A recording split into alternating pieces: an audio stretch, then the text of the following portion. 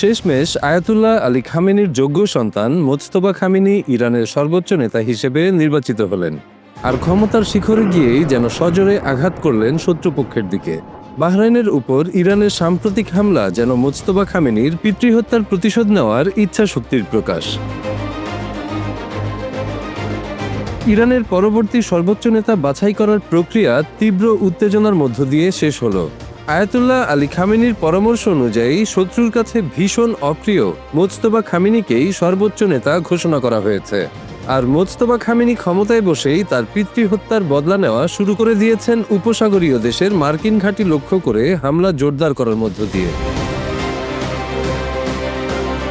ইরানের assembly of experts নিহত সর্বোচ্চ নেতা আয়াতুল্লাহ আলী খামেনির ছেলে মোজতবা খামেনিকে নতুন সর্বোচ্চ নেতা হিসেবে ঘোষণা করেছে।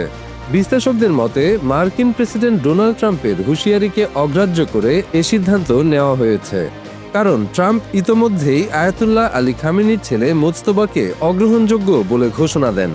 তাই তারা শত্রুর কাছে ভীষণ অপ্রিয় মোজতবা খামেনিকেই সবচেয়ে যোগ্য প্রার্থী হিসেবে গণ্য করেন। সংঘাতের শুরুতেই যুক্তরাষ্ট্র ও ইসরায়েলের যৌথ আগ্রাসনে ইরানের সর্বোচ্চ নেতা আয়াতুল্লাহ আলী খামেনি নিহত হন।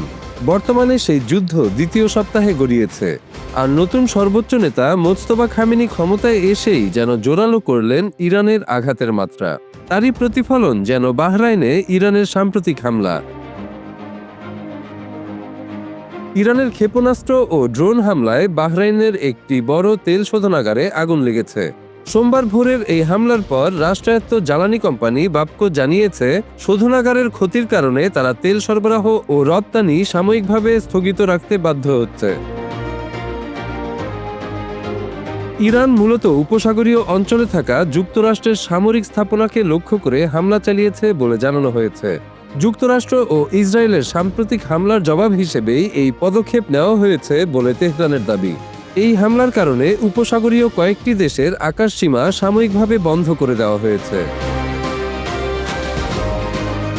এদিকে সৌদি আরব জানিয়েছে, সাইবাহ তেলক্ষেত্রের দিকে ধেয়ে আসা 4টি ড্রোন মাঝপথেই ভূপাতিত করা হয়েছে।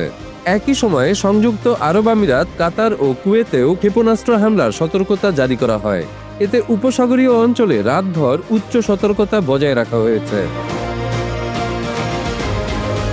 কাতারের রাজধানী দোহা থেকে আল জাজিরার সাংবাদিক মোহাম্মদ জামজুন জানান, স্থানীয় সময় ভোর 3:15 সাইরেন বাজতে শুরু করে।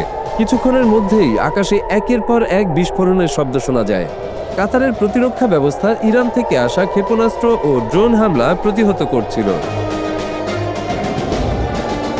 বাহরাইনের রাজধানী মানামার দক্ষিণে সিত্রা এলাকায় ইরানি ড্রোন হামলায় অন্তত 32 জন আহত হয়েছেন। রাষ্ট্রীয় গণমাধ্যম জানিয়েছে, আহতদের মধ্যে নারী ও শিশুও রয়েছে। একই সময়ে সংযুক্ত আরব আমিরাতের ফুজাইরা তেল শিল্পাঞ্চলে ধ্বংস হওয়া একটি ড্রোনের ধ্বংসাবশেষ পড়ে আগুন লাগে। সৌদি আরব এই হামলার তীব্র নিন্দা জানিয়েছে। দেশটির পররাষ্ট্র মন্ত্রণালয় বলেছে, উপসাগরীয় দেশগুলোর বিরুদ্ধে ইরানের এই হামলা নিন্দনীয় আগ্রাসন এবং কোনোভাবেই গ্রহণযোগ্য নয়। এদিকে কাতারের প্রধানমন্ত্রী শেখ মোহাম্মদ বিন আব্দুর রহমান আল থানি সব পক্ষকে উত্তেজনা কমানোর আহ্বান জানিয়েছেন। তিনি বলেন, পরিস্থিতি শান্ত করতে কাতার কূটনৈতিক প্রচেষ্টা চালিয়ে যাবে। তবে কাতারের ওপর হামলাকে তিনি বড় ধরনের বিশ্বাসঘাতকতা বলে মন্তব্য করেন।